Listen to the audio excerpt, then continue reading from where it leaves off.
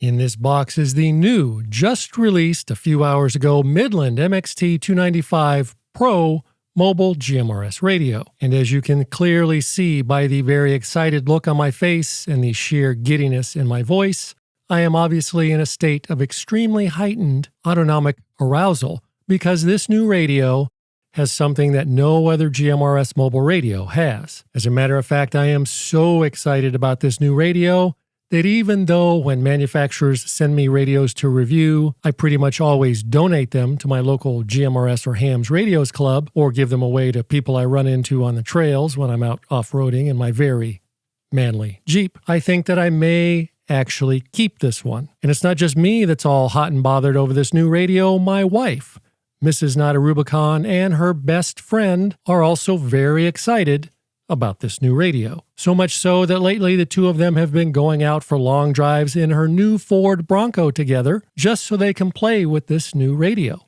I will go over all of that in detail momentarily. The price for this new, just released hours ago, Midland MXT-295 Pro mobile radio is $299 of monies.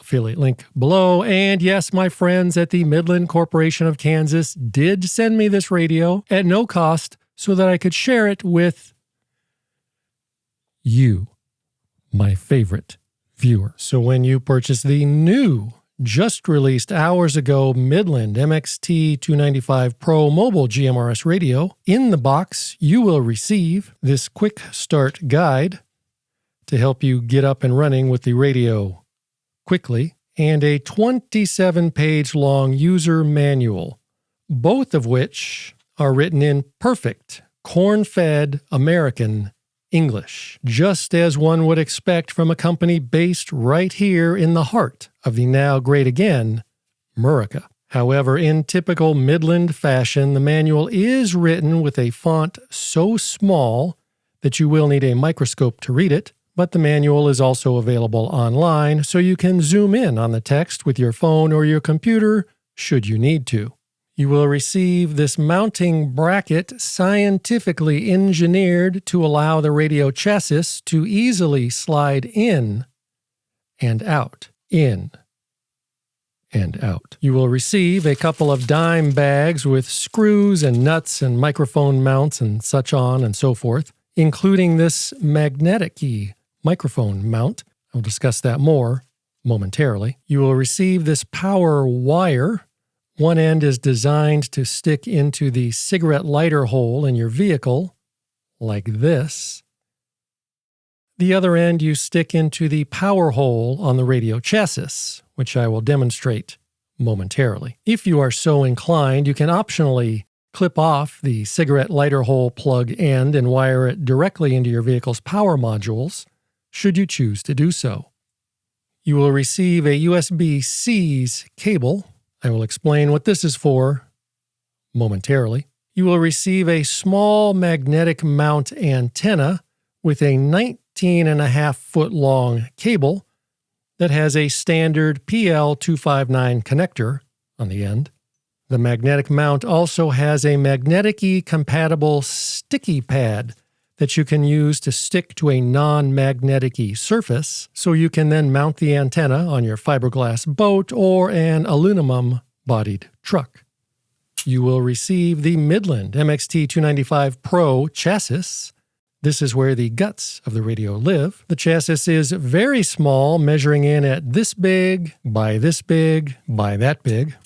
On the front of the chassis and behind this very tight cover, you will find a microphone jack. Behind this door, you will find a USB-C's hole, which is fast charging compatible, so you can plug it into your phone or other USB-C's device and charge them up fastly. And above that, you will find a Bluetooth pairing status LED. I will discuss that more momentarily. On the rear and connected to this pigtail, you will find a power hole for connecting to the previously mentioned power wire, and you'll find holes for connecting to an external speaker, which is optional, and another hole for connecting to an optional PA speaker, as well as a standard SO239 hole for connecting to any standard PL259 antenna wire, and this TA series mini XLR connector for connecting the radio to the type of intercom systems that you commonly find on side-by-sides and other very expensive grown-up toys. And on the bottom, you'll find this large,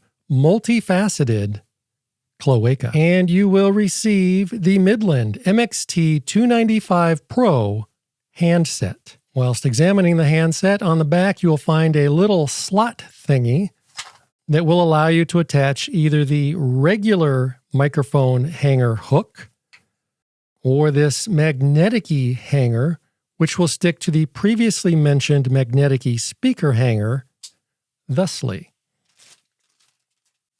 On the top, you'll find this on-off and volume control knob. On the side, you'll find this rigid plastic PTT button. And for those of you that are new to the GMRS radio lifestyle and are unfamiliar with all of the jargon and nomenclature, PTT simply means push, then talk. On the front, you will find this very large and very easy to read display screen that works very well in bright, direct sunlight. I will explain why that matters momentarily. You'll also find a few very simple to use rubberized control buttons, as well as the Midland logo, which is an LED that lights up different colors to indicate various things, such as when the radio is transmitting and when the radio is receiving. On the bottom and behind this door, you will find a USB-C's hole. I will explain what that is used for momentarily. And what you will not receive in the box when you buy this mobile GMRS radio is a cable or a wire to connect the chassis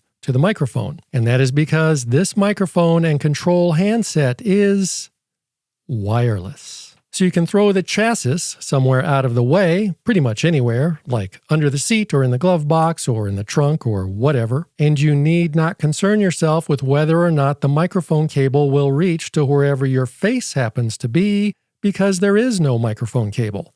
And that's because it's wireless. And not only is it wireless, but it comes pre-paired to the radio, so you don't have to go through some stupid pairing routine before you can use it.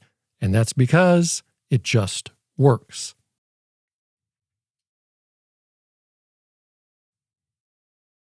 Base unit connected. The screen has adjustable brightness and color settings, so you can match the screen to your mood. My wife and her best friend always like to keep the screen dark and red. And as you can see, the menus are very intuitive and very simple to use. The menus are not all technical and confusing like radios designed for radio dorks always are.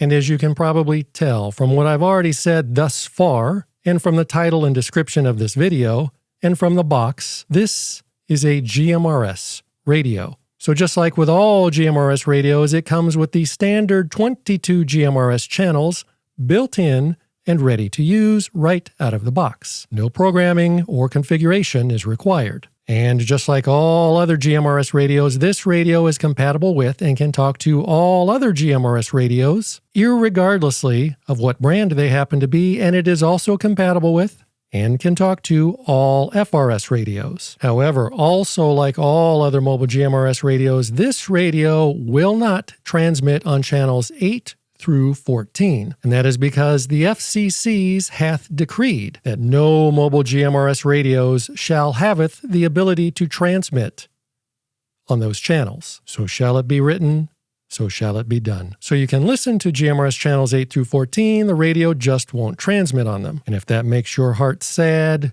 do not complain to Midland about it. Do not leave stupid comments on my video about it.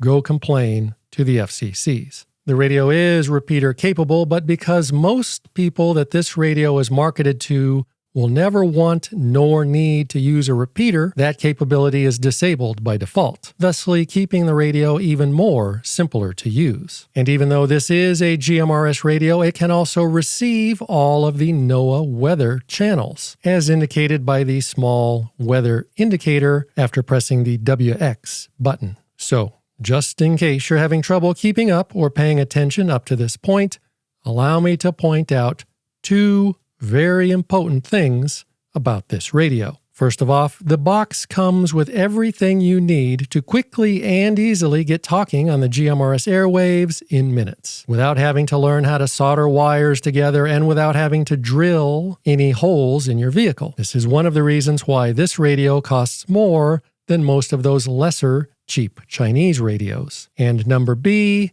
this radio is not intended for, nor is it marketed to, radio dorks. This radio is not made for bouncing your signal off the moon, nor is it intended to be used for making contacts with anonymous men in faraway and exotic lands so that you can give them your home address under the guise of getting a QSL card. Not that there's anything wrong with that. No, verily I say unto you, this radio is made for normal people that don't live in their basement and actually know how to socialize with other human beings, and that are in need of an easy, non-technical way to stay in contact with other normal people that are using GMRS or FRS radios. For example, whilst off-roading, overlanding, or caravanning. Now, if you are a longtime viewer of my channel, you probably know that normally I would test a mobile radio like this in my very manly Jeep. But a few months ago, my wife and her newest best friend decided that she wanted a new Ford Bronco. So they went out and bought one together.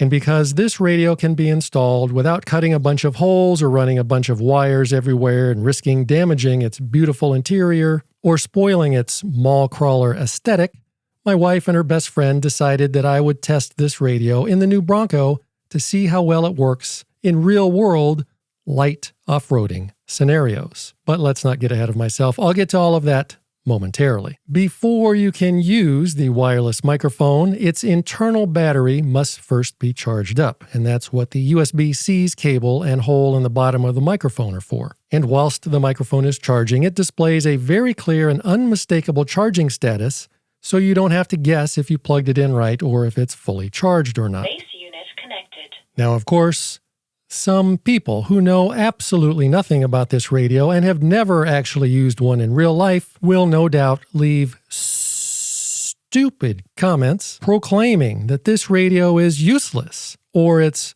junk because the battery will probably just die after a few hours, leaving you stranded and without a radio. So if that were to actually ever happen, you could just use the USB-C's cable to plug it in and charge it whilst you continue to use the radio. However, if I'm being honest, if you are not able to remember to charge up things like this, then you're probably also not smart enough to have a good job either. So you wouldn't be able to buy one of these anyway, and the whole point is just mute. But for the sake of arguing, I wanted to see how long the battery would actually last on a full charge. So the other day I gave it a full charge and took it off the charger at precisely 12 p.m. in the morning. I left the chassis of the radio powered on in my office, and then I carried the mic around with me in the house all day whilst listening and talking on the radio. At about 8 p.m., my wife got tired of seeing me walking around the house like some sort of autistic radio dork and told me to turn it off and put it away because her best friend was coming over and she didn't want me to embarrass her in front of him. And after 8 hours, the microphone still showed full bars on the battery indicator. But I did not actually turn off the radio at 8 p.m. like she wanted me to. I just turned the volume down all the way so I wouldn't get into any trouble whilst her and her friend watched a movie together. And I ended up leaving the radio and the microphone on overnight. And when I woke up bright and early at 7 a.m. to the smell of my wife's best friend cooking breakfast for her, the microphone was still showing just under a full charge. The moral of this story is the battery in the handset lasts plenty long enough for any normal person, and it works so well that my wife's friend told me that I have to install this in his Ford F-150 just as soon as I'm done making this video. Anyway, as you can see with your very own ocular juice balls, you control the entire radio from the wireless microphone. And in addition to the obvious things like changing the channels or setting the volume and getting into the optional configuration menus, you can also do things like switching the audio to come out of the chassis speaker only, or switching it to make all of the noise come out of the microphone only,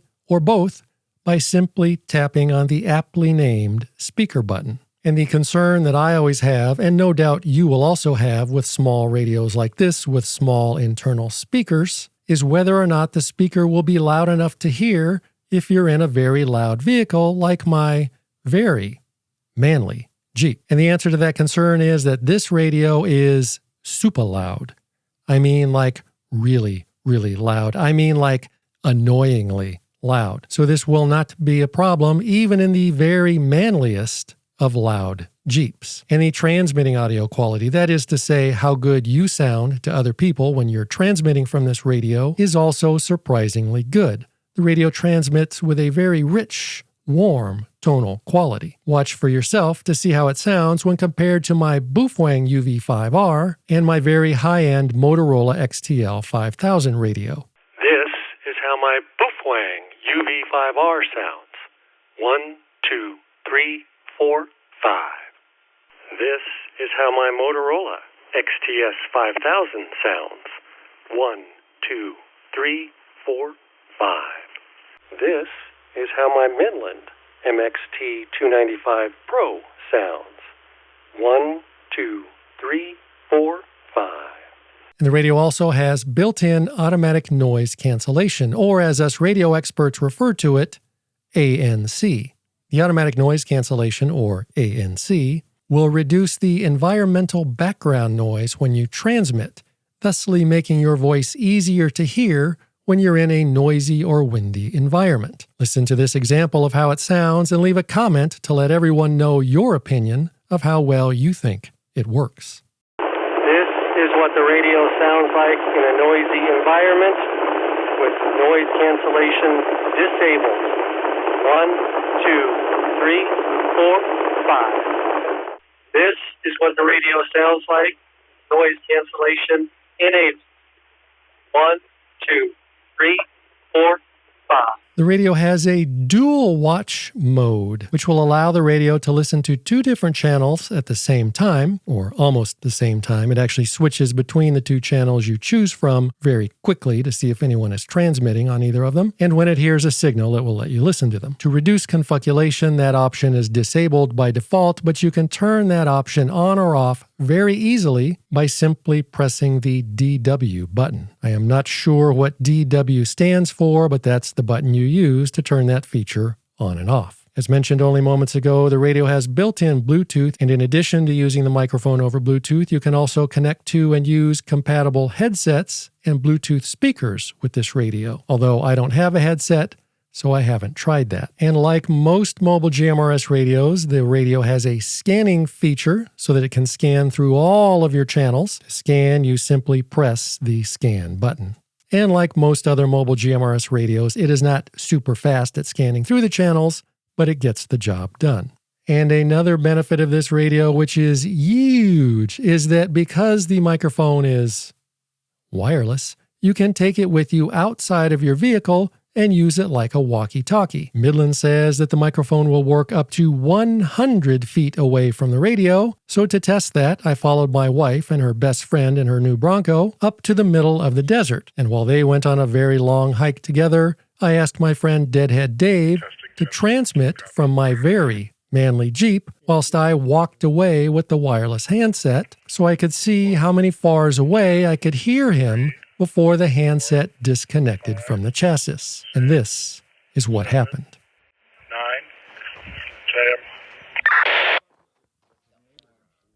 10. All right, I still hear you. Go ahead again. I copy you. Testes, 14. Do you copy? Yeah, how far away would you say I am? About 50 yards? Okay, sure. 1, 2, 3, 4, 5, 6, 7, 8, 9, 10. 1, 2, 3, 4, 5, 6, 7, 8, 9, 10. I'm still getting you. All right, give me some more. How far would you say we are now? 50, 60 yards at least, right? Just through the Sure. Repeat back enough. 1, 2, 3, 4, 5, 6, 7, 8, 9, 10. Am I starting to sound garbled? A little bit, but I still hear you. All right, let me go further. Give me another 10 count. 1, 2, 3, 4, 5, 6, 7, 8, 9. All right, there we lost him. So he's over that hill and probably about 100 yards away.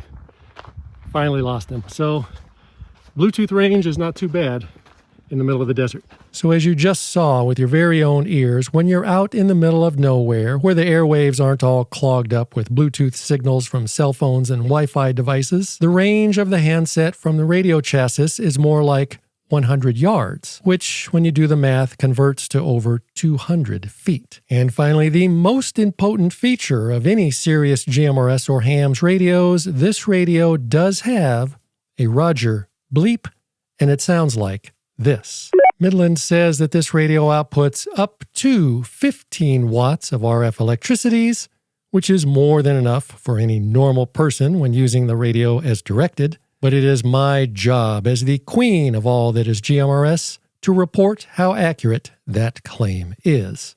And as you can see with your very own ocular sauce packs on GMRS channel 16, this radio outputs 13.62 watts, which is pretty close to the claimed 15. So after having used this radio now for several months, I really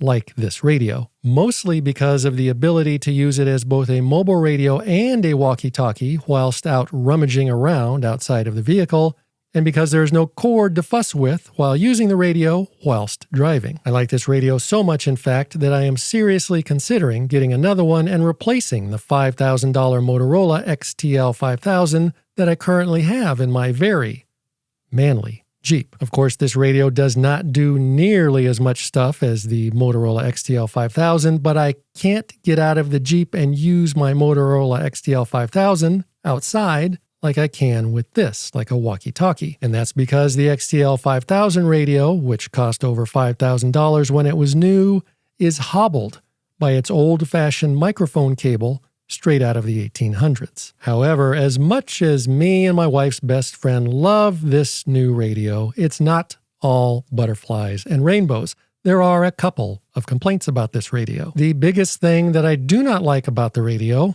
and if I'm being honest, this is really just my latent radio dork gene manifesting itself. Out of the box, channels 15 through 22 are set to narrow band, as indicated by the little NB on the screen, which stands for narrow band. And Midland says that this is done intentionally so that no matter what other Midland radios you buy, whether it be a Midland GMRS mobile radio, a Midland GMRS walkie-talkie, or a Midland FRS walkie-talkie, they are all compatible together, because those radios all use narrowband on those channels for some reason. You can still talk with other radios that are using wideband on those channels just fine, but the audio might be too loud or scratchy sounding, and other people might complain that your volume sounds too low. Thankfully, it only takes about 5 seconds to set a channel to wideband by just going into the menu and selecting wideband. And the channel will stay that way on wideband forever until you go back in and change it back.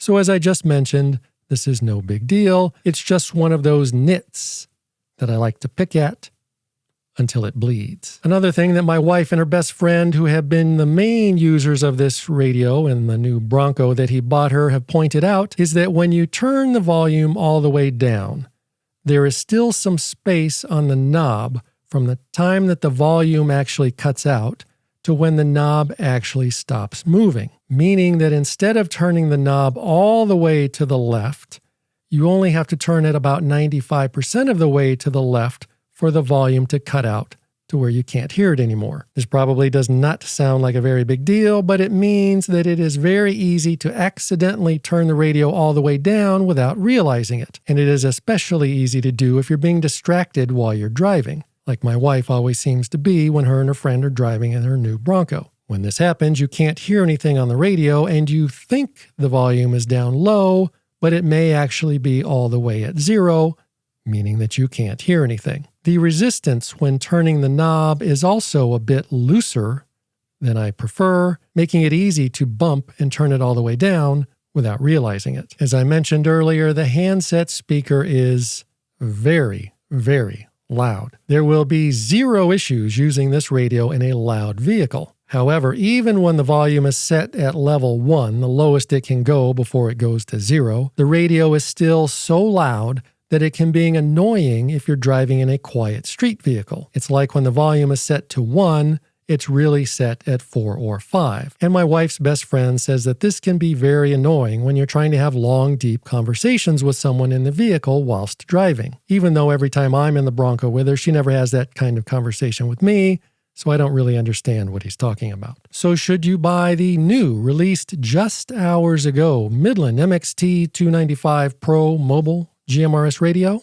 My friend, irregardlessly of the tiny nits that I just picked at, if you are looking for a very small, very compact, very easy to use mobile GMRS radio that is not overloaded with complicated bells and whistles and comes with everything you need to get on the air, and that requires no wiring or drilling, and that has a wireless microphone that also doubles as a walkie-talkie when you're out of your vehicle, then the new, just released hours ago Midland MXT-295 Pro mobile GMRS radio might just be the mobile GMRS radio for you.